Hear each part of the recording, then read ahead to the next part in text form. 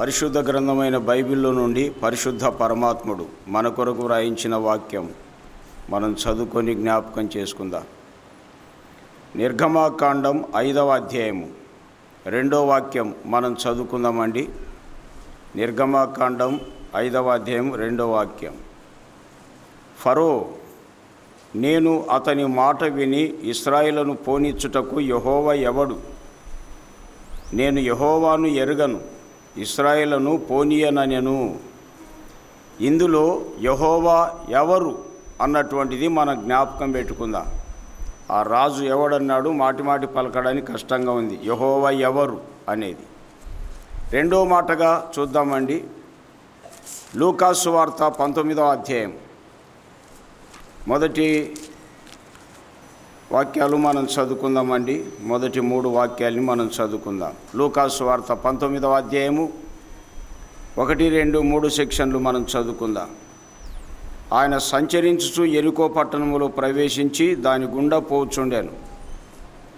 ఇదిగో సుంకపు గుత్తదారుడును ధనవంతుడునైన జక్కయ్య అను పేరుగల ఒకడు యేసు ఎవరో అని చూడగోరెను గాని పొట్టివాడైనందున జనులు గుంపు కూడి ఉంట వలన చూడలేకపోయాను. ఇందులో కూడా ఒక మాటను మనం జ్ఞాపకం పెట్టుకుందాం. యేసు ఎవరో అన్నటువంటి వాక్యం. 3వ వాక్యముగా అపోస్తుల కార్యాలు 19వ అధ్యాయం. అపోస్తుల కార్యాలు 19వ అధ్యాయంలో మనం చదువుకుందాం. మొదటి 2 వాక్యాలు. అపోస్తుల కార్యాలు 19వ అధ్యాయం 1, 2 సెక్షన్లు మనం చదువుకుందాం. అపోల్లో కొరింథీలో ఉన్నప్పుడు జరిగినదేమనగా, పౌలు పై ప్రదేశములలో సంచరించి ఎఫెసునకు వచ్చి కొందరు శిష్యులను చూచి, మీరు విశ్వసించినప్పుడు పరిశుద్ధాత్మను పొందితిరా అని వారిని అడగగా, వారు పరిశుద్ధాత్ముడున్నాడన్న సంగతియే మేము వినలేదని చెప్పిరి. అంటే పరిశుద్ధాత్మ ఎవరో మేము వినలేదు అన్నారు. మంచిదండి. 3 వాక్యాలు మనం ప్రశ్నార్థకమైనటువంటి విషయాలు చదువుకున్నాం. యెహోవా ఎవరు, యేసు ప్రభు ఎవరు, పరిశుద్ధాత్మ ఎవరు అని. సహోదరులారా, మనం పరిశుద్ధ గ్రంథమైన బైబిల్లో నుండి 3 సందర్భాల్లో 3 వాక్య భాగాల్ని మనం చదువుకున్నామండి. ఈ 3 వాక్య భాగాల్లో 3 రకములైనటువంటి మనుషులున్న ప్రశ్నలు మనకు కనబడుతున్నాయి. అందులో మొదటిది ఏంటంటే యెహోవా ఎవరు అన్నటువంటిది. రెండో మాట యేసు ఎవరు అని ఒక ఆయన అనుకున్నాడు. మరికొందరు ఏమన్నారు, పరిశుద్ధాత్ముడు ఎవరు అసలు వినలేదన్నారండి. ఇవి మరి యెహోవా యేసు ప్రభు పరిశుద్ధాత్మని ఎరగని వాళ్ళు ఎవరయ్యా అంటే, మొదట రాజులు కొందరు ఎరగరు. ఐగుప్తు రాజు అయిన ఫరో అన్నాడు, యెహోవా ఎవరో నేను ఎరగను అన్నాడండి. ఆ రోజుల్లో రాజులకు తెలియదు, ఈ రోజుల్లో కొందరు రాజులకు తెలియదండి. అది రహస్యం. సబ్జెక్టులు తెలుసులే, మీకు చదువుకున్నారు కాబట్టి, కానీ సత్యదేవుడు తెలియొద్దా? దయచేసి విశాల మనసుతో ఆలోచన చేయండి. మా మాటలు ఒక్కోసారి కఠినంగా ఉంటాయేమో కానీ వివరణలు ఖచ్చితంగా ఉంటాయంతే. చట్ట ప్రకారంగా జ్ఞాపకం చేయబోతున్నా. ఆ రోజుల్లో రాజులకు కొందరికి తెలియదు. ఈ రోజుల్లో కూడా ఎంతోమంది మహారాజులు ఉన్నారు, కానీ దేవుని గురించిన విషయాలు వాళ్ళకి తెలియవు. రెండోది యేసు ఎవరో అని ఒక ఆయన చూడాలనుకున్నాడండి. ఆయన ఎవరంటే ధనవంతుడు. సుంకపు గుత్తకు తీసుకున్నాడు, పెద్ద ధనవంతుడండి. లోకములో ఆయనకు అన్నీ తెలుసు, కానీ యేసు ఎవరో అనేది తెలియదు. ఆ రోజుల్లో కొందరు ధనవంతులకు తెలియదు, ఈ రోజుల్లో కూడా అంతే. కొద్దిగా ఆలోచన చేయండి ప్రియులారా దయచేసి. ఈ రోజుల్లో కూడా గొప్ప గొప్ప ధనవంతులు ఉన్నారు. దేవుడు మిమ్మల్ని ధనవంతులుగా చేయునుగాక.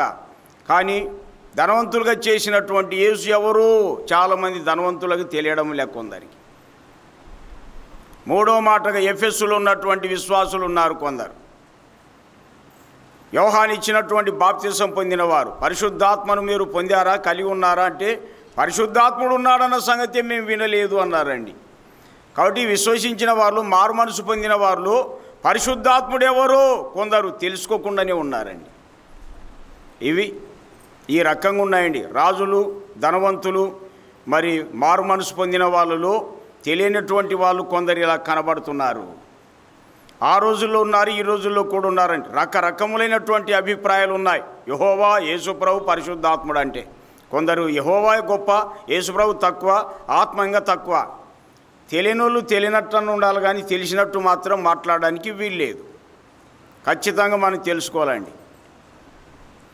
అయితే ఈ రహస్యాలు మనం తెలుసుకోవడానికి చాలా కష్టమైన విషయమే. వాక్యం ఏం చెప్తుంది అంటే, ద్వితీయోపదేశ కాండం 29వ అధ్యాయం 29వ సెక్షన్లో ఇలా వ్రాయబడింది అండి. ద్వితీయోపదేశ కాండం 29వ అధ్యాయము 29వ సెక్షన్లో ఇలాగ వ్రాయబడింది. గమనిస్తాం, చూడండి. ద్వితీయోపదేశ కాండం మీరు గమనిస్తారా? 29వ అధ్యాయం 29వ వాక్యములు ఇలా జ్ఞాపకం చేసుకుంటున్నా.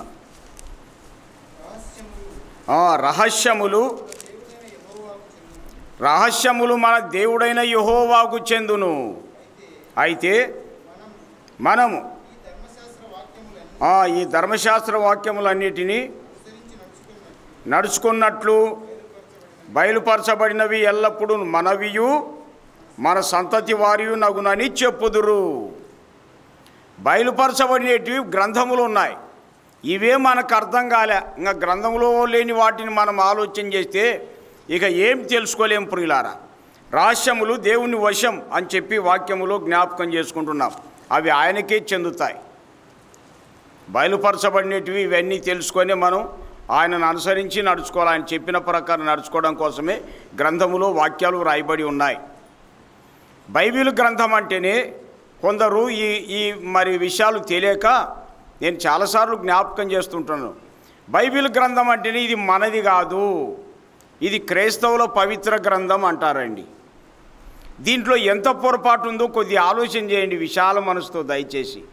ఎట్లంటే ఎట్లా మాట్లాడతారండి తెలియని వాళ్ళు. అసలు బైబిల్ గ్రంథం అంటేనే మనది కాదు, అది క్రైస్తవుల పవిత్ర గ్రంథం అనే ఈ మాటల్లో ఎంత పొరపాటు ఉందో గమనించండి. బైబిల్ గ్రంథములు ఏమున్నాయి తెలుసా? చాలా ఉన్నాయి. దొంగతనం చేయకూడదు అని ఉందా లేదా బాబు? చదువుతుంటారా లేదా మీరు? ఇంతకీ చదవారి సంగతులు తెలుసాయి. ప్రార్థనకు రాకపోతిరి, వాక్యం వినకపోతిరి, బైబిల్ చదవకపోతిరి, ఇంకేం తెలుస్తుంది మీకు? మీరే ఆలోచన చేయండి. అసలు నేను పెద్ద పెద్ద మేధావులు తప్పుడప్పుడు అన్న నిజంగా చదివినావా నువ్వు అంటే చదవలేదు సార్ అంటారు. అంతే. చదవని వాళ్ళకి ఏం తెలుసా? ఇక చాలా నష్టానికి వెళ్ళిపోతున్నారండి. ప్రార్థన రావాలా, వాక్యం వినాలా, చదవాలా, ఎట్లని? ఇది మాది కాదంటే ఎంత పొరపాటు అంటే, ఇందులో దొంగతనం చేయకూడదు అనింది, అబద్ధాలు ఆడకూడదు అనింది, హత్యలు చేయకూడదు అనింది అండి. ఇంకా చాలా ఉన్నాయి ఇలా చెప్పుకుంటూ వెళితే. ఇది మాది కాదు, క్రైస్తవులది అంటే దీని అర్థం ఏంటో తెలుసా? క్రైస్తవులు మాత్రమే అబద్ధాలు ఆడకూడదు, అబద్ధ సాక్ష్యం పలకకూడదు, హత్యలు చేయకూడదు. ఇంకా తక్కిన వాళ్ళం అన్నీ చేయొచ్చనేగా. మీరే ఆలోచన చేయండి. తక్కిన వాళ్ళు ఇంకా అన్నీ చేయొచ్చనే కదా. మీరే ఆలోచన చేయండి. పెద్ద లాస్ అయిపోతున్నారండి. అసలు పెద్ద లాస్ అయిపోతున్నాం మనం తెలియక. దేవుడు మరి అయిష్టమైనటువంటి వాటిని చేసినట్లయితే పరమాత్ముడు ఎలా ఒప్పుకుంటాడో మీరే ఆలోచన చేయండి. గ్రంథం అంటేనే ఏ గ్రంథమైనా మనకందరికి సంబంధించినవి ఉంటాయని మనం అందరం ఆలోచించాలి ప్రియులారా. దాంట్లో తప్పు ఉంటే మాత్రం మనం విసర్జించాలా, రైట్ ఉంటే మాత్రం ఖచ్చితంగా ఫాలో కావాల్సిందే. అది ఇలాంటివి చాలా ఉన్నాయి. బైబిల్ గ్రంథాన్ని చెప్పుకుంటూ వెళితే ఎన్నో విషయాలు ఉన్నాయండి. ప్రపంచంలో ప్రతి ఒక్కరికి సంబంధించినటువంటి గ్రంథముగా పరిశుద్ధ పరమాత్ముడు మన కొరకు రాయించాడండి. మనమందరం ఆయన సంతానం కాబట్టి మనందరికీ సంబంధించినటువంటిదిగా కనబడుతుంది గ్రంథం. తెలియనప్పుడు నేను కూడా వ్యతిరేకంగా ఉన్నాను, తెలిసిన తర్వాత అర్థమైపోయింది ప్రియులారా. కాబట్టి ఆలోచన చేసుకుందాం. ఈ గ్రంథములో దేవుని గురించి, క్రీస్తుని గురించి, ఆత్మను గురించిన వివరాలు ఎన్నో ఉన్నాయి. కాబట్టి మన అంశం ఏంటంటే 3 పేర్లు కనపడుతున్నాయి, కానీ దేవుడు ఒక్కడే. దేవుని త్రిత్వమును గురించిన వర్తమానాలు అంటారండి. దేవుని త్రిత్వమును గురించిన వర్తమానాలు జ్ఞాపకం చేయాలని నేను ఇష్టపడుతున్నా. ఎందుకంటే ఎంతోమంది రకరకాలైనటువంటి అభిప్రాయాలతో ఉండిపోతున్నారు. కొన్నైనా వాక్యం ద్వారా జ్ఞాపకం చేయాలని నేను ఇష్టపడుతున్నా. దేవుని త్రిత్వమును గురించిన వర్తమాన వాక్యాలు. అందులో దేవునికి యెహోవా, యేసు ప్రభు, పరిశుద్ధాత్మను 3 పేర్లను మనం జ్ఞాపకం చేసుకుంటున్నామండి. ఇదంతా రహస్యంతో కూడింది. మన మేధస్సుకు ఒక్కోసారి అంతుబట్టవు. అని మనం ఆలోచన చేస్తే ఈ సంగతులు తెలుసుకోవడం కోసమై అనేక మంది భక్తులు ప్రార్థన చేసిన విధానాలు కూడా కనబడతాయి. 119వ కీర్తన 18వ చరణములో భక్తుడు ఇలాగ వ్రాశాడండి. మీరు గమనిస్తారా? 119వ కీర్తన 18వ వాక్యం ఇలా చెప్తుంది. జ్ఞాపకం చేసుకుంటున్నాం మనం.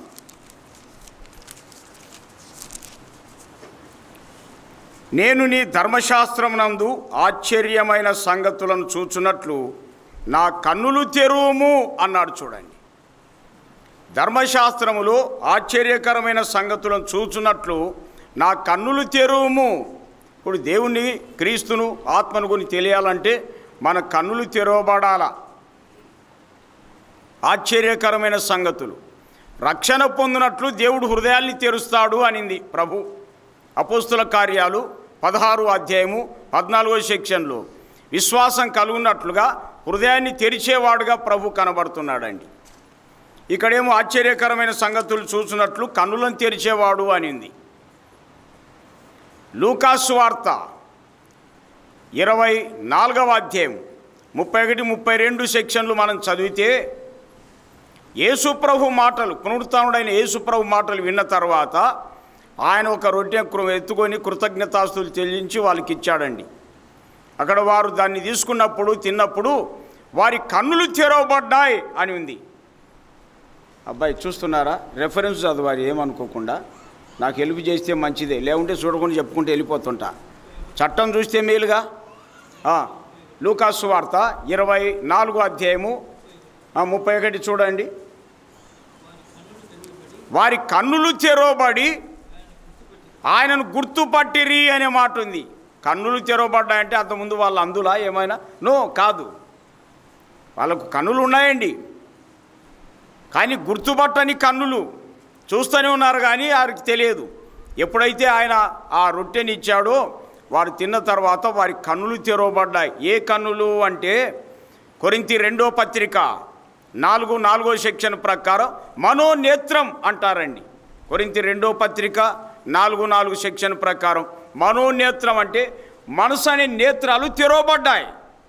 అప్పుడు ప్రభును వారు గుర్తుపట్టారండి. అసలు గుర్తుపట్టినప్పుడు ఆయన అదృశ్యుడాయను అనే మాట ఉంది. అదృశ్యుడాయను. ఇక్కడ గమనించాలండి, విశ్వాసం కలిగినట్లు హృదయాన్ని తెరుస్తాడు, సంగతులు మరి చూసినట్లు కన్నులు తెరుస్తాడు, ఆయన గుర్తుపట్టునట్లుగా ఆయన నేత్రం, వారి నేత్రాలు తెరవబడ్డాయి అని కనబడుతుంది. అక్కడే లూకాసు వార్త 24వ అధ్యాయము 45వ సెక్షన్ కూడా ఏం చెప్తుంది? లూకాసు వార్త 24-45 ఇలా చూస్తున్నాం. ఎందుకు అది కావాలా? వారు లేఖనములు గ్రహించినట్లు వారి మనసును తెరిచాడు అనే మాట. ఇప్పుడు చూడండి, వాక్యాలు ఎంత చదువరులైనా చదివితే అర్థమే కావు. అసలు అర్థమే కావండి. చదువులేని వాళ్ళు నమ్ముకునేవారు కొందరు. బైబిల్ చదువుతుంటే అన్నీ అర్థమవుతుంటాయండి వాళ్ళకి. చాలామంది ఆయన ఎందు విశ్వసించినటువంటి వారికి అర్థమవుతుంది, పెద్ద పెద్ద మేధావులకు అర్థం కావడంలే. కారణం ఏంటంటే మీ మనస్సు, మనోనేత్రం తెరవబడలేదండి అసలు. అందుకే అర్థం కావడంలే. చాలామంది బాగుంది బ్రదర్ చెప్పేది మీరు అంటారు. బాగుండేదాన్ని మరి ఎందుకు నమ్ముకో?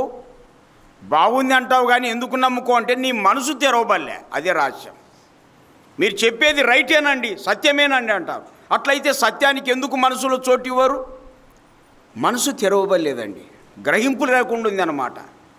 గ్రహింపు లేకుండా ఉంది. ఇప్పుడు ఇలా ఇక్కడ వాక్యములో మనం చూస్తున్నాం, వారు లేఖనములను గ్రహించున్నట్లుగా వారి మనసును తెరిచాడు అని వ్రాయబడింది. కాబట్టి ప్రియులారా, కొద్దిగా మనసును విశాలపరచుకోనండి వాక్యం మాట్లాడుతుంటుండగా. ఎందుకంటే ఇది ఏ ఒక్క జాతికి, ఒక దేశానికి సంబంధించింది కాదండి. సత్యం అనేది అందరికీ సంబంధించింది, అందరికీ ఒకటే ఉంటుంది. నేను చాలాసార్లు జ్ఞాపకం చేస్తుంటాగా, 3 బదులు 30గా. ఏం బాబు, 3 బదులు 30 అనేది మీ పులివెందల వాళ్ళే చెప్తారా? మొత్తం ప్రపంచం అంతా అట్లే చెప్తుందే? ఏం బాబు, ఏమండి, ఏమని? ప్రపంచం అంతా 3 బదులు 30 చెప్పాల్సిందే. ఎందుకట్లా? అది సత్యం. సత్యం అనేది అందరికీ ఒకటే ఉంటుంది. అయ్యా మేము పెద్దోళ్ళం, అయ్యా మాది పెద్ద, మేము పెద్ద, అందరం పెద్దోళ్ళం కాబట్టి 3 బదులు 40 అని చెప్తారా? మీరే ఆలోచన చేయండి. నో, సత్యం అనేది అందరికీ ఒకటే ఉంటుంది బాబు. దయచేసి అది ఆలోచించండి, దయచేసి ఆలోచించండి. యావత్ ప్రపంచానికల్లా సత్యం అంతా ఒకటి ఉంటుందండి. ఆ సత్యం మనం గ్రహించాలా, అది ముఖ్యమైనటువంటిది. ఎవరు చెప్పినా 3 ఏళ్ళు రేగటి చెప్పాల్సిందే, మీ ఇష్టం. 7 ముళ్ళు రేగటే, నిజమా కాదా? ఆ సత్యం. కాబట్టి సత్యం అనేది అందరికీ ఒకటే ఉంటుంది. అట్లయితే లైన్కు రండి. దేవుడు అనేటువంటి ఆయన సత్యవంతుడై ఉంటాడా, అబద్ధికుడై ఉంటాడా? మీరే చెప్పండి, దయచేసి ఆలోచన చేయండి. చెల్లిటి కూడా చెప్తున్నా, మరొక దారి లేదు, మీ ఇష్టం. నువ్వు ఏ తిప్పలో అని లాస్ అయిపోతారు లాస్ట్కి, అంతే. బోరున ఏడుస్తారు ఆరని అగ్నిగుండానికి వెళ్ళి. దేవుడు సత్యవంతుడై ఉంటాడా, అబద్ధికుడై ఉంటాడా? సత్యవంతుడు అందరికీ ఒక్కడే ఉన్నాడండి. మీరేమంటే గ్రంథాలు స్టడీ చేయక, చదవక, వినక పొరపాట్లు వెళ్ళిపోతున్నారండి. అసలు సత్యవంతుడు అందరికీ ఒక్కడిగానే ఉన్నాడు ప్రియులారా. అది ఆలోచించాలా. నేను జనరల్గా చెప్పేది కాదు, వాక్యాలు వచ్చాయి, అన్ని చట్ట ప్రకారం వచ్చేస్తాయండి. కాబట్టి ఈవేళ మీరు లైన్కు రావాలి. దేవుడు మనసుని తెరుస్తూ ఉన్నాడు గ్రహింపు కోసమై. కానీ లోకానికి, కులాలకు, మతాలకు భయపడితే మనసు ఎలాగ వికసిస్తుంది, ఎలాగ శాంతి పొందుతాం? మీరే ఆలోచన చేయండి ప్రియులారా, ఎలాగ శాంతి పొందుతాం? ప్రభువు అన్ని సోర్సెస్ ఇచ్చినాడండి. లేఖనం గ్రహించినట్లు ఆయన వారి మనసును తెరిచెను అని వాక్యంలో చూస్తున్నాం. ఇప్పుడు మీరు మాకు ఎవరు ఎట్లా చెప్పినా అర్థమైపోతుంది అండి, అసలు లైన్లో ఉన్నాడా, లైన్ తప్పినాడని చెప్పి. ఎందుకంటే మనసు తెరవబడింది. అది రైటా, రాంగా, చాలా ఉన్నాయి చెప్పుకోవడానికి. కాబట్టి ఆలోచన చేసుకుందాం. దేవుడు మరి ఆయన గురించినటువంటి రహస్యములు తెలుసుకోవడం కోసమై కీర్తనకాడు నా కన్నులు బాగా తెరువు, నా కన్నులు తెరువు అన్నాడండి. మరొకటి చెప్పాడు, మరొకటి మనం జ్ఞాపకం చేసుకుంటున్నాం. 25:14 కూడా చదువుతారా? కీర్తన 25:14. బైబిల్ తీయండి నాయన. కీర్తన గ్రంథం తెలియకపోతే ఊరికి బైబిల్ అన్నా తెరవండి చాలా. అట్లా ఆది కాండం అన్నా తెరవండి. ఇంకేది లేకపోతే మనిషి కదలాలా, ఊరికే కూర్చోకూడదు. ఏం బాబు? 25:14. యెహోవా మర్మం ఆయనందు భయభక్తులు గల వారికి, అది ఆయన మర్మం, ఆయన రహస్యమంతా ఆయనందు భయభక్తులు గల వారికి తెలిసిన్నదండి. యెహోవా ఎవరు? ఆయన మర్మం భయభక్తులు గల వారికి తెలిసిన్నది. కొలస్సై పత్రిక 2వ అధ్యాయం 2వ వాక్యం 9వ వాక్యం చూస్తారా? కొలస్సై పత్రిక, యెహోవా మర్మం, యెహోవా అంటే దేవుడు అని. కొలస్సై పత్రిక 2వ అధ్యాయములు 2వ సెక్షన్ 9వ సెక్షన్లో ఇలా వ్రాయబడింది అండి.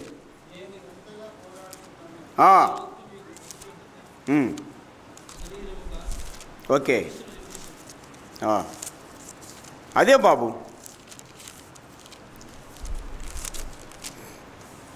చూస్తున్నారా? మన జ్ఞాపకం చేసుకుంటున్న 2వ వాక్యం చదువుతున్నారు కదా. నేను ఎంతగా పోరాడుచున్నానో మీరు తెలుసుకొన కోరుచున్నాను. వారు ప్రేమ ఎందు అతకబడి సంపూర్ణ గ్రహింపు యొక్క సకలైశ్వర్యం కలిగిన వారై దేవుని మర్మమై ఉన్న క్రీస్తు అనే మాట ఉంది చూడండి. దేవుని మర్మము క్రీస్తు. క్రీస్తుని గురించి నీకు సరిగ్గా తెలిస్తే ఇంకా దేవుడు అర్థమైనట్టేనండి. మెయిన్ అది, దేవుడు అర్థమైనట్టే. క్రీస్తుని గురించి ఎవరైతే బాగా తెలుసుకుంటారో పరిశుద్ధ పరమాత్ముడు ఎవరో తెలిసిపోతుందండి. అసలు 9వ వాక్యం అక్కడే కొలస్సై 2:9 కూడా మనం ఇలా చూస్తున్నాం. ఏలైనగా దేవత్వం యొక్క సర్వ పరిపూర్ణత శరీరముగా క్రీస్తునందు నివసించుచున్నది. రహస్యం అదే అండి. శరీరధారిగా క్రీస్తు వచ్చేసినాడు. కాబట్టి ఆయనను మనం తెలుసుకున్నట్లయితే దేవుని మర్మమేమిటో మనకు తెలిసిపోతుంది అండి. అసలు క్రీస్తు అంటేనే ఒక్కోసారి మనం సరిగ్గా ఆలోచించమండి. క్రీస్తు అనే పేరు ఎత్తితేనే మనం రిజెక్ట్ చేస్తాం. అట్లయితే పరమాత్ముడు మీకు అర్థమే కాడు, అంతే. పరమాత్ముడు అర్థమే కాడండి ఇంకా. కాబట్టి పెద్దలారా, జ్ఞానవంతులారా, దేవుని మర్మం, పరమాత్ముని మర్మం క్రీస్తు యేసు ప్రభు అనేది చూస్తున్నాం.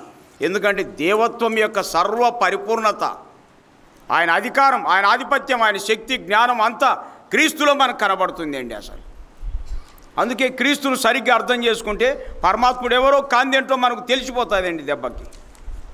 ముఖ్యమైనది అది అన్నమాట.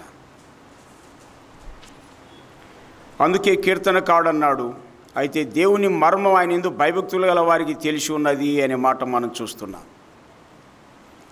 కీర్తన 19:14 కూడా చూడండి.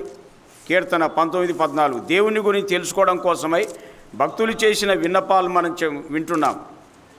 యెహోవా నా ఆశ్రయదుర్గమా, నా విమోచకుడా, నా నోటి మాటలను నా హృదయ ధ్యానమును నీ దృష్టికి అంగీకారము లగునుగాక అన్నాడు. చూడండి, కాబట్టి మన నోటి మాటలు మన హృదయ ధ్యానము దేవునికి అంగీకారంగా ఉండాలి. అది ఎట్లా తెలుస్తుంది అంటే మనం చెప్పే మాటలు అందరికి కూడా ఇవి మంచివే అనేది అర్థమైపోతుంది అండి. అది మన ధ్యానం ఖచ్చితంగా 90 డిగ్రీస్లో ఉండాలి, చట్ట ప్రకారం రైట్లో ఉండాలండి. కొందరికి మాత్రమే సరిపోయి కొందరికి సరిపోకపోతే మన హృదయ ధ్యానం మన నోటి మాటలు అవి దేవునికి ఇష్టంగా లేవని మనకు అర్థమైపోతుంది అంతే. కీర్తనకారుడు ఎలాగన్నాడు చూడండి. చివరిగా మరొక మాట 104వ కీర్తన 6వ చరణం ఇలా చూస్తాం. 104వ కీర్తన 6వ చరణం ఏమనింది అక్కడ?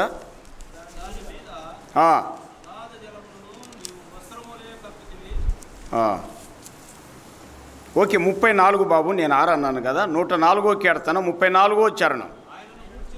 ఆయనను గుర్చిన నా ధ్యానము ఆయనకు, అదేండి, ఆయన గుర్చిన నా ధ్యానం ఆయనకి ఇంపుగా ఉండునుగాక. కాబట్టి యెహోవా యేసు ప్రభు పరిశుద్ధాత్మను గురించిన ధ్యానము ఆయనకి ఇంపుగా ఉండాలి, చట్ట ప్రకారం రైట్గా ఉండాలండి. ఎట్లా అంటే ఎట్లా చెప్పకూడదు అసలు. కొందరికి రైటు, కొందరిని ప్రేరేపణ చేసి కొందరు డౌన్ చేసే విధానంలో ఉండకూడదు.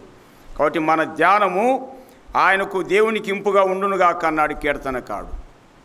అలాగున ఉండడానికి దేవుని ఆత్మ మనల్ని నడిపించునుగాక. గాక అంటే ఏమనాలా? ఆమేన్ అనాలండి. అది మంచిది. నేనేం కొత్త సిద్ధాంతం తేవడం లేదు, మళ్ళీ పొరపాటు అనుకుండే. ఓకే, మంచిది ప్రియులారా. మరి దేవుని యొక్క సంగతులు తెలుసుకోవడం కోసమై కీర్తనకారులు ఎలాగున దేవుని సన్నిధిలో తమ సంగతి చెప్పారో, విన్నవించుకున్నారో, ధ్యానం విషయం దేవునికి ఇష్టంగా ఉండునట్లుగా కోరుకున్నారో, ఈవేళ మనం కూడా వాటి విషయంలో నేను జ్ఞాపకం చేయాలని ఇష్టపడుతున్నా. అది మరి 3 పేర్లు కనపడుతున్నాయి, యెహోవా, యేసు ప్రభు, పరిశుద్ధాత్మ అని చెప్పి. మరి ఈ 3 పేర్లు ఉన్నాయంటే 3 దేవుళ్ళు ఉన్నారా? నో, బైబిల్ అసలు ససేమిరా ఒప్పుకోదు. కానీ వాక్యములు మనం చూస్తున్నాం ప్రియులారా. ఈ సంగతులన్నీ మనం ఆలోచించాలి. దేవుడు 3 దేవుళ్ళని చెప్పొచ్చా? నో, చెప్పడానికి వీలు కాదు. గ్రంథం ఏం చెప్తుంది తెలుసా? రోమాపత్రిక 3:30, అలాగునే కొరింథీ మొదటి పత్రిక 8:4. నేను ఊరికి చెప్తున్నానండి, ఇంక అన్నీ చదవడానికి మీకు కష్టమే కాబట్టి జ్ఞాపకం చేస్తున్నా. రోమాపత్రిక 3వ అధ్యాయం 30వ సెక్షన్, తర్వాత కొరింథీ మొదటి పత్రిక 8వ అధ్యాయం 4వ సెక్షన్లోను, అలాగనే ఎఫెసీ పత్రిక మనం గమనిస్తాం 4వ అధ్యాయం 4 నుండి 6 సెక్షన్లలో, తిమోతి మొదటి పత్రిక 2వ అధ్యాయం 5వ సెక్షన్లలో. నేను మళ్ళీ జ్ఞాపకం చేస్తున్నా, కొందరు రాసుకుంటున్నారు, మంచిదేనండి. భవిష్యత్తులో గొప్ప ప్రసంగికులు కావాలనుకుంటే అబ్బాయిలు కూడా నోట్ చేసుకోవడం మంచిది. లేకపోతే చుట్టాలు వచ్చినట్టు రావడం పోవడం తప్ప ఏం లాభంలే, అంతే.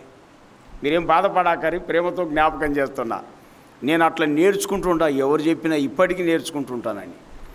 భవిష్యత్తులో మీరు ప్రయోజనకరమైన పాత్రలు కావాలనుకుంటే ఖచ్చితంగా నోట్ చేసుకోవడం మంచిదేనండి. అంటే నేను చెప్పినప్పుడే కాదు, మీరు నాకంటే మేధావులే, జస్ట్ అలాగా అలవాటు చేసుకుంటే మంచిది అని జ్ఞాపకం చేసుకుంటాం. దేవుడు ఒక్కడే అనే మాట గ్రంథములు మనం చూస్తున్నాం. రోమా 3:30. 3:30 అంటే మొదట చెప్పింది అధ్యాయం, తర్వాత వచ్చినామంటారు.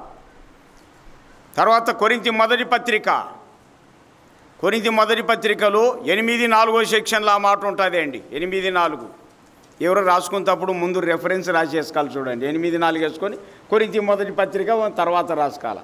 మీరు కొరింథీ 1 అని రాసుకుంటున్నారనుకో, అధ్యాయమో వచనమో ఎగిరిపోతుంది. మేము మళ్ళీ మళ్ళీ చెప్పడానికి వీలు కాదు. కొన్ని సూత్రాలు పాటించాలి, వెంటనే రెఫరెన్స్ చేయాలా, తర్వాత బుక్ పేరు రాసుకోవచ్చండి. ఎఫెసీ పత్రిక 4వ అధ్యాయం 4 నుండి 6 వచనాల్లో దేవుడు ఒక్కడే అనేది మనం చూస్తాం. తిమోతి మొదటి పత్రిక 2వ అధ్యాయం 5లో కూడా దేవుడు ఒక్కడే అనే మాట మనం చూస్తాం. ఇలాంటి వాక్యాలు చాలా ఉన్నాయి. ఇవి అపోస్తలులు ఆత్మ ద్వారా వ్రాసినటువంటి మాటలు.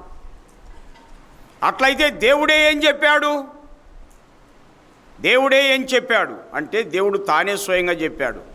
నిర్గమాకాండం 20వ అధ్యాయం 2వ వాక్యములు మనం చూస్తాం. నిర్గమాకాండం 2:20లో కూడా నీ దేవుడనని యెహోవాను నేనే అన్నాడండి. నేనే అన్నాడు కానీ మేమేం చెప్పలేదు ఆయన. ఇంకా యెషయా గ్రంథం చదవండి, చాలా చోట్ల ఆ మాటలు కనబడతాయి. యెషయా 45:22 మీకు తెలుసు కదా, బూదిగంతం నివాసులారా నా వైపు చూచి రక్షణ పొందండి, దేవుడను నేనే. మరి ఏ దేవుడు లేడని ఆయనే చెప్పాడండి పరమాత్ముడు. మనం ఏం చెప్పేది ఏమీ లేదు. అసలు మనం సొంతంగా ఏం చెప్పకూడదు బాబు ఎవరి గురించైనా. మనం ఏదో అసలు శక్తి లేని వాళ్ళని పట్టుకొని శక్తి ఉన్నవాడని చెప్తే ఎట్లా? మీరే ఆలోచన చేయండి బాబు. విశాల మనసుతో ఆలోచన చేస్తేనే పరమాత్ముడు మనకు అర్థమయ్యేది. మనం ఎట్లంటే ఆలోచన చేస్తే మనం లైన్లో నుండి లేకుండా పోయే ప్రమాదం ఉంది అండి. అసలు నేనే దేవుడను, మరి ఏ దేవుడు లేడని సృష్టికర్త యెషయా ప్రవక్త ద్వారా 45:22 సెక్షన్లో చెప్పాడండి. అసలు తెలుగు అర్థం కాకపోతే ఇబ్రూలో చదువుకోనండి. మొత్తానికి చదవనన్న చదవాలా, విననన్న వినాలా. నేను ముందే చెప్పాను చూడు, ప్రార్థనలు రాకపోతే వాక్యం చదవకపోతే వినకపోతే ఇంకా ఎట్లా అర్థమవుతాడు పరమాత్ముడు? అందుకే లోకములో ప్రజలందరూ జనరల్గా వెళ్ళిపోతున్నారండి. అంతే తప్ప అస్సలు లైన్లో లేరు. అంటే బాధపడుతుంది సొసైటీ. ఎంతే ఊరికే ఏదో చేస్తున్నామంటే చేస్తున్నాం అంతేగాని అసలు నీతి న్యాయములు దయా కనికరం అన్నటువంటివి లేకుండా ఉంది అండి. అసలు కారణం ఏంటంటే పరమాత్ముడు తెలియడు. మనుషుల పద్ధతుల్లో ఆచారంలో వెళ్ళిపోతే ఎట్లా మనుషుడు క్షేమం పొందుతాడు? మీరే ఆలోచన చేయండి. స్పర్జన్ అన్నటువంటి ఒక దైవజనుడు అన్నాడు ఒకసారి స్టేట్మెంట్ ఇస్తూ, జంతువులను మోసం చేయవు, కానీ మనుషులే మోసం చేసేస్తున్నారన్న. కారణం ఏంటంటే సత్యవంతుడైన పరమాత్ముని ఎరగక. అది ప్రియుల మంచిది. ఎరగడానికి ప్రభు మనకు అనుకూలత దయచేసినాడు. ఈ సమయాన్ని మనం సద్వినియోగం చేసుకోవడం మనకెంతైనా ఆశీర్వాదకరం. కాబట్టి దేవుడు అన్నాడు నేనే దేవుడను, మరి ఏ దేవుడు లేడని కూడా ఆయనే చెప్పాడండి. మరి న్యూ టెస్టిమెంట్లో మనం చూస్తాం యేసుక్రీస్తు ప్రభు గాని ప్రపంచానికి వచ్చి ఏం చెప్పాడు తెలుసా? మనం జ్ఞాపకం చేసుకుంటున్నాం. ముందు ఆయన చూపించాడండి. ఒకే సందర్భంలో మరి ముగ్గురిని చూసేటువంటి అవకాశాలు ఉన్నాయి. ముగ్గురిని చూసే అవకాశాలు ఉన్నాయండి. అట్లని ముగ్గురు అని చెప్పడానికి వీల్లేదు. ఆయన త్రివిధాలుగా పనిచేయకపోతే మనకు రక్షణే లేదండి. నేను ఇందులో జ్ఞాపకం చేయబోతున్నా. సంఖ్యాకాండం 23వ అధ్యాయం 19వ వాక్యం మీరు చూస్తారా? సంఖ్యాకాండం 23:19 సెక్షన్ ఇలా చదువుదాం. సంఖ్యాకాండం 23:19 మానవుడు కాడు, పశ్చాత్తాపడుటకు నరపుత్రుడు కాడు. అంటే దేవుడు అబద్ధమాటకు ఆయన నరుడు కాడు, పశ్చాత్తాపడుటకు నరపుత్రుడు కాడు. అంటే ఎన్నడే కానీ పశ్చాత్తాపడడు అని అర్థం. ఆయన ఎప్పుడూ రైటే మాట్లాడతాడని. యోనా గ్రంథం చూడండి, ఇప్పుడు 3:10 సెక్షన్ చదువుతారా? యోనా గ్రంథం 3:10 ఎట్లుందో జ్ఞాపకం చేయబోతున్నా. ఈ నినేవి వారు, పేజీ నంబర్ 763. ఈ నినేవి వారు మానుకొనగా దేవుడు చూచి, అక్కడేమనింది సంఖ్యాకాండములో? పశ్చాత్తాపడకు నరపుత్రుడు కాడు అనింది. ఇక్కడ చూస్తే ఏమనేది? దేవుడు పశ్చాత్తాపడ్డాడు అనింది అండి. అసలు దానికి దీనికి ఎట్లుందో మీరు ఆలోచన చేయండి. అసలు దీని అర్థం ఏంటో తెలుసా? యెహోవాలో హ్యూమన్ నేచర్ అన్నటువంటిది ఉంది. మానవ విధానాలు ఉంటాయండి, మానవ స్వభావం ఉంది. దేవునిలో మానవ స్వభావం అన్నటువంటిది ఉంది. ఎఫెసీ పత్రిక 4:30 సెక్షన్ ప్రకారం పరిశుద్ధాత్మను దుఃఖపరచకుడి అనింది. అంటే పరిశుద్ధాత్మ దేవుడైతే దుఃఖపడతాడా? దేవునికి దుఃఖం వస్తుందా? అంటే పరిశుద్ధాత్మలో ఉన్నటువంటి మానవ స్వభావం అనేది జ్ఞాపకం చేసుకుంటున్నామండి. యెహోవాలో ఉన్న మానవ స్వభావము, పరిశుద్ధాత్మలో ఉన్న మానవ స్వభావం. లూకాసు వార్త 19వ అధ్యాయములో యేసు ప్రభు కూడా ఏం చేశాడండి? ఆయన యెరూషలేం పట్టణం విషయంలో ఏం చేశాడు చూస్తున్నాం. 19:41 సెక్షన్లో ఆయన పట్టణమును సమీపించినప్పుడు దాని విషయమై ఏం చేశాడు? ఏడ్చి అని దేవుడు ఏడుస్తాడా ఇంతకీ? మీరే ఆలోచన చేయండి. నో, దేవుడు ఏడవడానికి వీలు లేదు అసలు. యెహోవాలో ఉన్న మానవ స్వభావము, పరిశుద్ధాత్మలో ఉన్న మానవ స్వభావము, ఇది కలిసే యేసు అనే మానవునిగా రావడం మనం చూస్తాం. యేసు ప్రభులో ఉన్న మానవ స్వభావం. అందుకే హెబ్రీ పత్రికలో మనం ఒక మాట జ్ఞాపకం చేస్తున్నా. 13వ అధ్యాయములో, హెబ్రీ పత్రిక 13వ అధ్యాయములో 8వ వాక్యం కాబోలు ఇలా జ్ఞాపకం చేసుకుందాం. యేసు క్రీస్తు నిన్న నేడు ఒక్కటే రీతిగా ఉన్నాడు.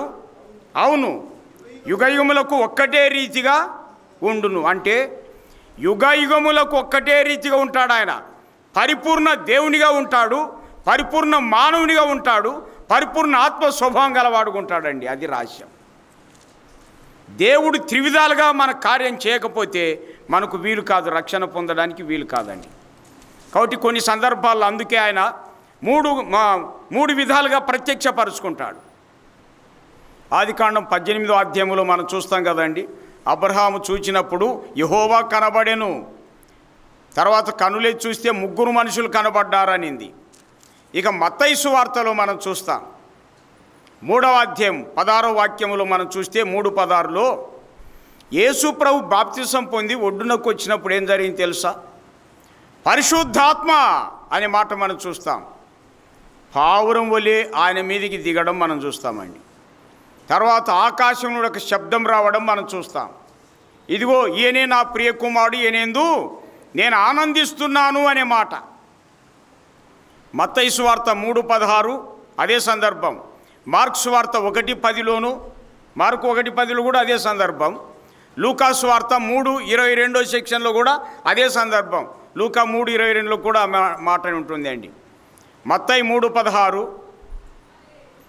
తర్వాత మార్కు 1:10, లూకా సువార్త 3:22 సెక్షన్లో ఇదే సందర్భం ఉంటుంది అండి.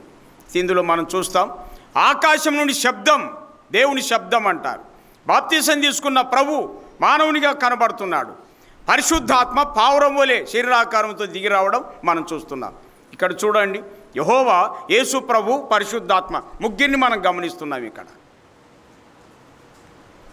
ఆయనను అవసరాన్ని బట్టి ఆయన అలాగా ప్రత్యక్షపరుచుకున్నాడు.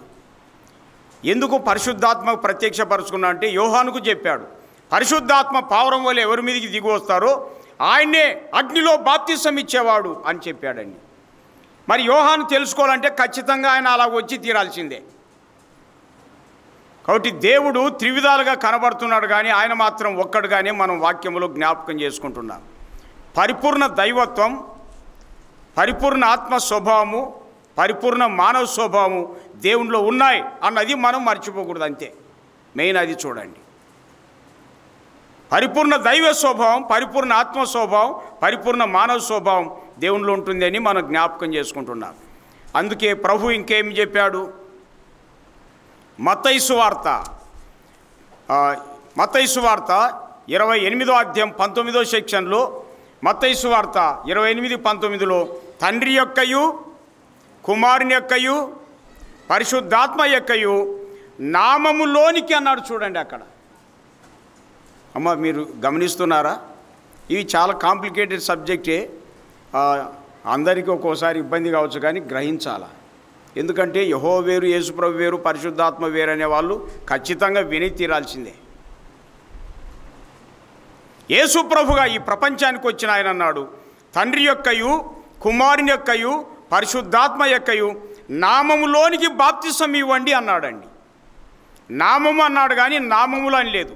దాని అర్థం ఏంటంటే తండ్రి అంటారు, కుమారుడు అంటారు, పరిశుద్ధాత్మ అంటారని దాని అర్థం. తండ్రి, కుమారుడు, పరిశుద్ధాత్మ అంటారని ప్రభు తేల్చి చెప్పాడండి అక్కడ.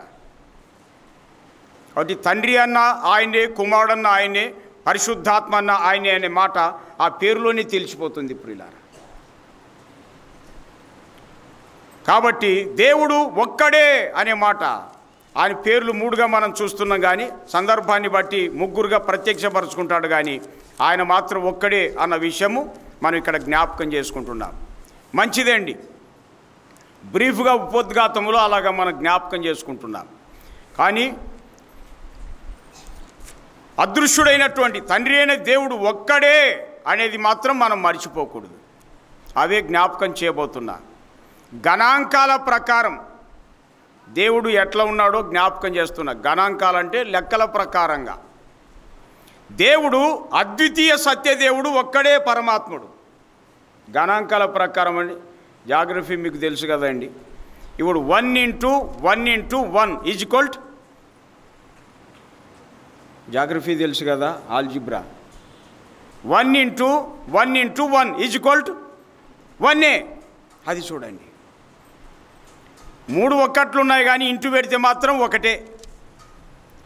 అంటే అద్వితీయునిగా గణాంకాల ప్రకారం దేవుడు ఒక్కడే. అయితే కార్యాలు చేసేటువంటి విషయములో, పనులు జరిగించేటువంటి విషయములో ఆయన 1 + 1 + 1 = 3. అది చూడండి. కార్యాలు చేసేటువంటి విషయంలో మాత్రం త్రివిధాలుగా కనబడుతున్నాడండి. అసలు 1 + 1 + 1 = 3 అని మనం చెప్తాం. అది చూడండి, గణాంకాల ప్రకారం అద్వితీయ దేవునిగా ఆయన ఒక్కడుగానే ఉన్నాడు.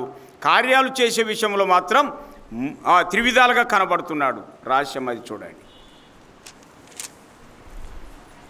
ఇందులో నేను జ్ఞాపకం చేయబోయేటువంటి విషయాలు ఇంకా ఎన్నో మనకు కనబడతాయి ప్రియులారా. వీటిని మనం స్పష్టంగా మనం గ్రహించడం ఎంతైనా మంచిది. ఇంకా వివరాల్లోకి వెళ్దాం. దేవుని త్రిత్వమును గూర్చిన విషయాలు అన్నటువంటిది మనం చూస్తున్నాం కదా. ఇందులో నంబర్ 1 జ్ఞాపకం చేస్తున్నా. దేవుని త్రిత్వమును గూర్చిన విషయములు అన్నటువంటి దాంట్లో 1, ఆది అను స్థానములో త్రిత్వములో ఉన్న ఏకత్వం అనేది గమనిస్తామండి. ఆది అను స్థానములో త్రిత్వములో ఉన్న ఏకత్వం. దీన్ని బట్టే 3 కాదు, ఒకరే అని చెప్పడానికి అవకాశాలు ఉన్నాయండి. ఆది అను స్థానములో త్రిత్వములు ఉన్నటువంటి ఏకత్వాన్ని నేను జ్ఞాపకం చేస్తున్నా. చూడండి, వాక్యములో దేవుడు ఏం చెప్తున్నాడో మనం ఇలా జ్ఞాపకం చేసుకుందాం. యెషయా గ్రంథం 41వ అధ్యాయం 4వ సెక్షన్ మనం చదువుదాం. యెషయా గ్రంథం, యెహోవా ఎవరు అనే హెడ్లైన్ అట్లా పెట్టుకొని దాని కింద మనం రాసుకుంటున్నాం యెహోవా ఎవరు అన్నటువంటిది. మనం ఏం చెప్పుకున్నామండి, త్రిత్వములు ఉన్నటువంటి రహస్యాల్ని మనం వింటున్నాం కదా. అందులో నంబర్ 1, ఆది అను స్థానములో త్రిత్వములో ఉన్న ఏకత్వం అనే దాంట్లో ఆలోచన చేస్తున్నాం. ఇందులో యెహోవా ఎవరు అన్నటువంటిది. ఎవరు? యెషయా గ్రంథం 41:4 మనం చూద్దాం. చూడండి, 41:4 గమనిస్తారా?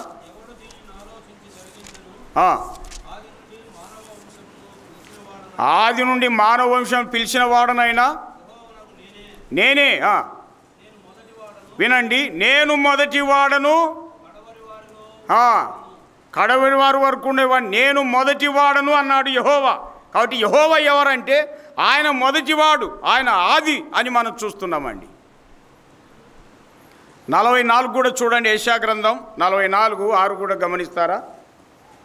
యెషయా గ్రంథం 44:6, ఇశ్రాయేలు రాజైన యెహోవా ఇలాగ సెలవిస్తున్నాడు. ఏమని చూడండి, నేను మొదటి వాడను, కడపటి వాడను. అది నేను మొదటి వాడను, కడపటి వాడను అన్నాడు చూడండి దేవుడు. కాబట్టి యెహోవా ఎవరు అంటే ఆయన ఆది అయిన వాడు, మొదటివాడు ఆయనే, కడపటివాడు కూడా ఆయనేని మనం లేఖనంలో స్పష్టంగా చూస్తున్నాం. చూడండి, 48:12 కూడా యెషయా గ్రంథం 48:12, 48:12 కూడా చూస్తారండి. యాకోబు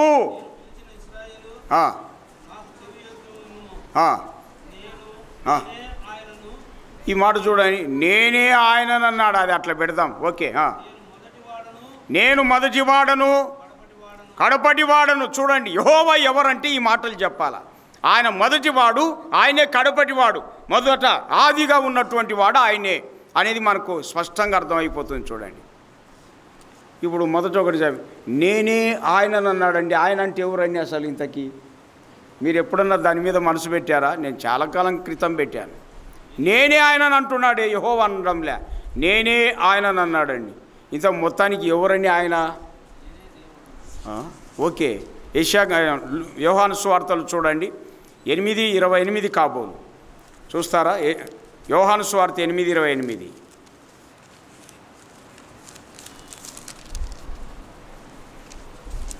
యోహాను సువార్త 8:28 బాబు, నేనే ఆయన అన్న దాంట్లో జ్ఞాపకం చేస్తున్నా. కావున యేసు మనుష్య కుమారుని పైకెత్తినప్పుడు, ఈ మాట చూడండి, ఈయన ప్రభు అన్నాడు నేనే ఆయనను అన్నాడు. ఈ మాట అది ఒక్కటి చాలు మనకి. ఇంకా ఓల్డ్ టెస్టిమెంట్లో యెషయా గ్రంథములో మనం చూస్తున్నాం 48:12 యెహోవా నేనే ఆయనను అన్నాడండి.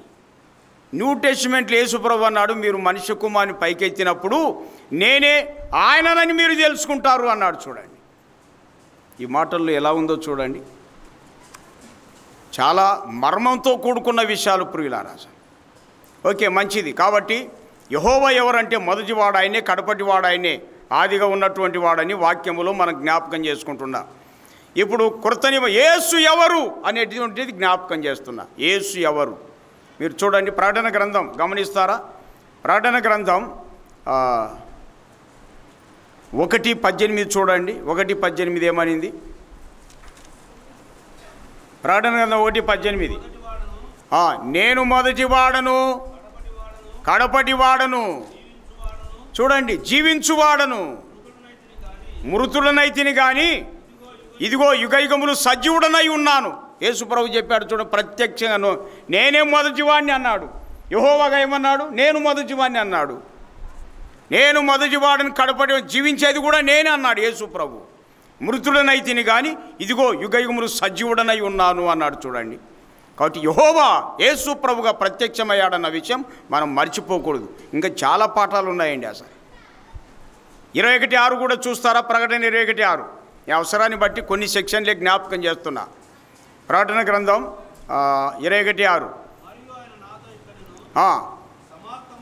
సమాప్తమైనవి నేనే అల్ఫయు ఓమెగయు అనగా ఆది అంతమునై ఉన్నాను అని యేసు ప్రభు చెప్తున్నాడండి.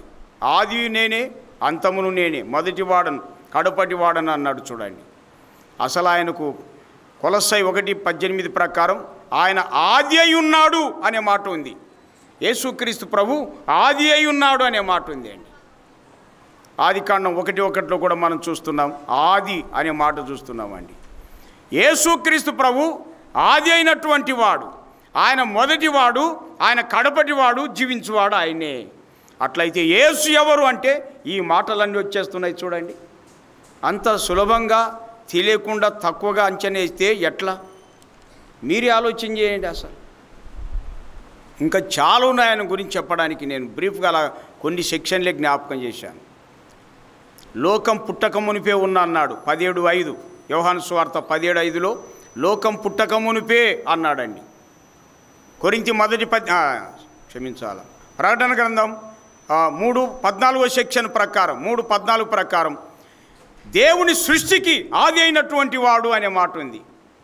ప్రకటన గ్రంథంలో 3:14 కనబడుతుంది. నేను అబ్రహాం పుట్టక మునిపే ఉన్నా అన్నాడు. అబ్రహాం పుట్టక మునిపే ఉన్నానన్నాడని యోహాను సువార్త 8:58లో మనం చూస్తాం. 8:58లో ఆ మాట ఉంది.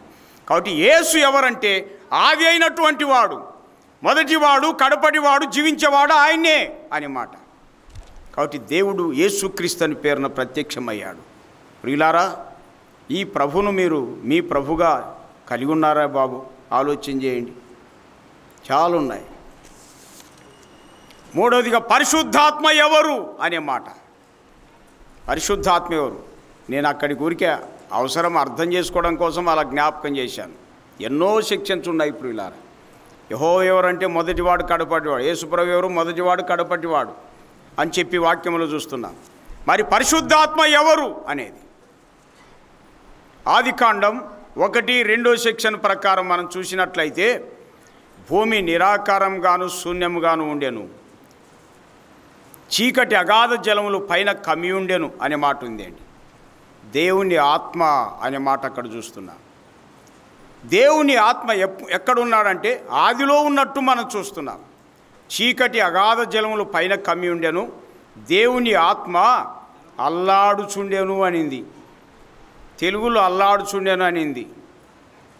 ఇంగ్లీష్లో the spirit of God moving upon the deep waters అని ఉంది అండి.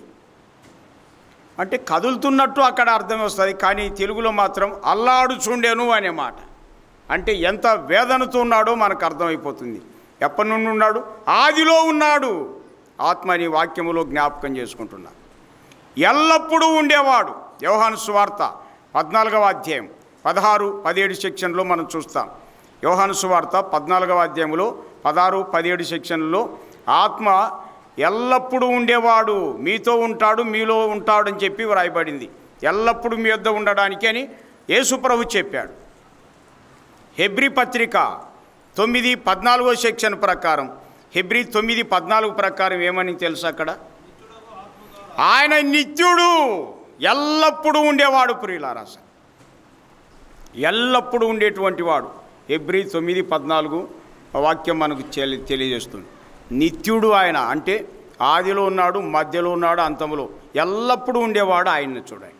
కాబట్టి పరిశుద్ధాత్మ ఎవరు అంటే ఆయన నిత్యుడు, ఆదిలో అంతములో ఎక్కడ ఎల్లప్పుడూ ఉండేటువంటి వాడని మనకు స్పష్టంగా అర్థమైపోతుంది. ఇందులో మనం ఎవరిని వేరు చేయడానికి వీల్లేదు ప్రియులారా.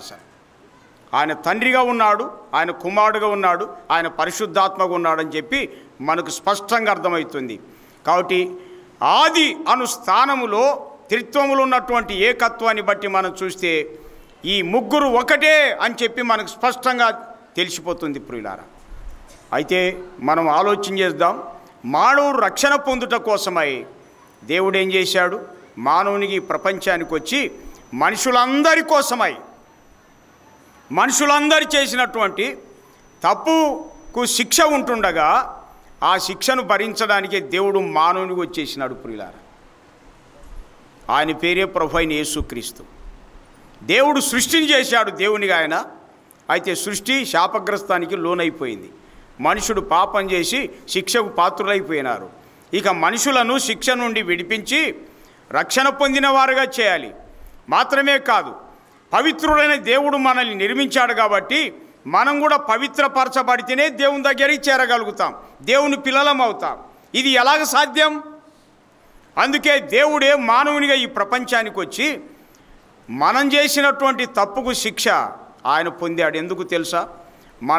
మనకు జన్మనిచ్చిన దేవుడు అమరుడు, మరణం లేనివాడండి. మనం 2 మరణాలకి వాస్తవంగా డీప్గా ఆలోచించి మరణం అంటే ఎడబాపు అంటారు. దేవుడు పవిత్రుడు, మనం అపవిత్రులం. అందుకే దేవునికి దూరమైనాం, ఇదొక మరణం అంటారు. రెండో శరీరాన్ని విడిచిపెట్టేది ఒక మరణం. శరీరాన్ని విడిచిపెట్టిన తర్వాత అగ్నిగంధకములతో మండే గుండం అనేది మరొక మరణం అండి. అసలు ఇలాగున మన తండ్రి అయిన పరమాత్ముడేమో పరిశుద్ధుడు, అమరుడు. మానవులమైన మనమేమో పాపాత్ములము, మరణపాత్రులం.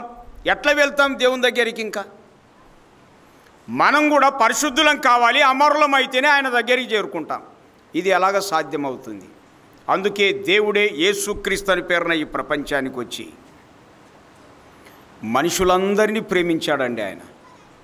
అందులో ఏ భేదమే లేదు. అందరిని ఎందుకు ప్రేమించాడంటే అందరూ ఆయన సంతానమేగా. మీరే ఆలోచన చేయండి. ఇప్పుడు మన పిల్లలు 4 ఉంటే ఒక్కొక్కడికి ఒక బుద్ధి ఉంటుంది. అసలు చెడిపోయేటోడిని ఎక్కువ ప్రేమిస్తుంటాం మనం. ఎందుకు? వాడి దగ్గర ఉందో లేదో అని చెప్పి, వాడు ఏం తింటున్నాడు ఏమి, వాళ్ళనే మనకెంత ప్రేమ ఉంటే మనకి జన్మనిచ్చి పెంచి పెద్ద చేస్తున్న పరమాత్మునికి ఎంత ప్రేమ ఉండాలి ఆలోచించాలి. కాబట్టి అందరినీ ప్రేమించాడు. అందరూ పొందవలసిన శిక్ష అందరి మీద వేయకుండా తన మీదనే వేసుకున్నాడండి. అది మానవునికి ప్రపంచానికి వచ్చి మనం పొందవలసిన శిక్ష ఆయన తన మీద వేసుకున్నాడు. అందుకే లోక పాపను మోసుకొని పోవు దేవుని గొర్రెపిల్ల అని చూస్తున్నాం. యోహాను 1:29 ప్రపంచ ప్రజలందరి పాపభారాన్ని మోసుకొని వెళ్ళాడు. పాపానికి రావాల్సిన శిక్ష యేసు ప్రభుగా ఆయన శిలువలో భరించినాడండి. అసలు ఆయన యొక్క శిలువ మరణం శాపగ్రస్తమైనటువంటి మరణం. గెస్తెమనే తోటలోని ఈడ్చుకొని వెళ్ళారు. చేతగాక కాదు విడవబడింది ఆయన. పొరపాటునైనా అట్లా ఆలోచన చేయకరి. తెలియని వాళ్ళు అనకాల్సిందే, అంతే. తెలియని వాళ్ళు అనకాల్సిందేనండి. పొరపాటునైనా అనుకోద్దు. అసలు చేతగాక అనుకున్న నో, మనం పొందవలసిన శిక్ష ఆయన తన మీద వేసుకున్నాడు. ఇక శిక్ష పొందకుండా ఉంటే మనకు రక్షణ ఎలా దొరుకుతుంది? మనం దురాశ చేత ఈడవబడుతుంటుండగా దురాశ పరులము కాకుండా మనం ఉండాలని చెప్పి మన కోసం ఆయన ఈడవబడ్డాడు. గెస్తెమనే తోటలను ఈడ్చుకొని వెళ్ళారు. అరచేతులతో కొట్టారు, పిడికిలతో గుద్దారు, ముఖం మీద వెంట్రుకలు పీకి వేశారు, కోడాలతో కొట్టారు ఆయనను. మరి తలపై ముళ్ళ కిరీటం పెట్టి కొట్టారు, ముఖం మీద దేహం మీద ఉమ్మి వేశారండి. ఏం తప్పు చేసినాడు? ఏ తప్పు చేయలేదు ఆయన, ఏ తప్పు చేయలేదండి అసలు. కారణం బాబు మనలున్న తప్పును బట్టే వాక్యం ఉందండి.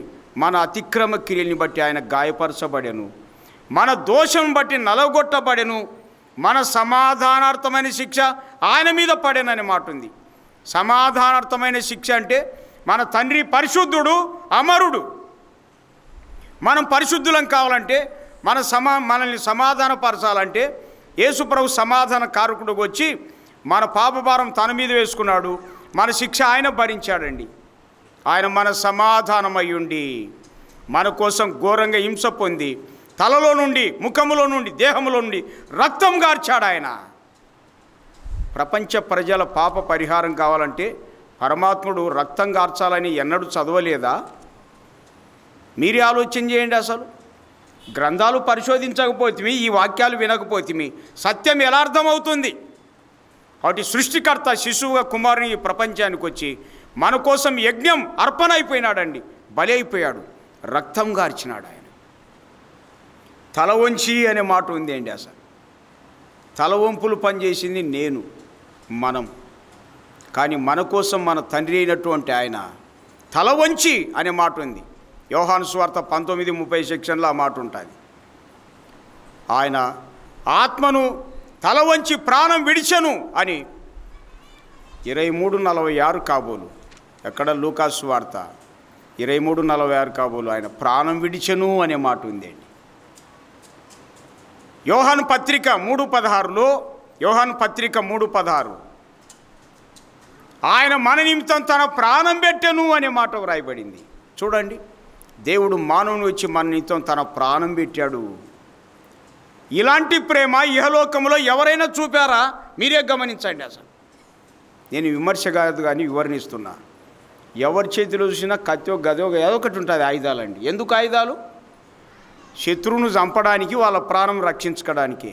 కానీ యేసుప్రభుకు వచ్చిన ఆయన చేతిలో ఏమైనా ఉందా? మీరే ఆలోచన చేయండి. సార్వభౌమాధికారి, సర్వశక్తిమంతుడు, సర్వజ్ఞాని ఆకారంలో మనుషుడు కనబడ్డాడు అంతే. కానీ మానవ జాతి రక్షణ కోసమై యేసుప్రభు ఏ ఆయుధాలు లేవు. ఆయన ఎవరిని కూడా శపించలేదండి. ప్రేమతో పలికినటువంటి మాటలు చూస్తాం. ఆయన మన నిమిత్తం ఆయన తన ప్రాణం పెట్టాను. ఎంత ప్రేమ చూడండి. కాబట్టి దేవుడిగా వస్తే మనం చూడలేం. మన కోసం ఆయన మరణించలేడు. అందుకే మానవునికి వచ్చేసినాడు ఆయన. దేవుడే మానవునికి వచ్చేసి మన కోసం యజ్ఞం అర్పణ బలి అయిపోయాడండి.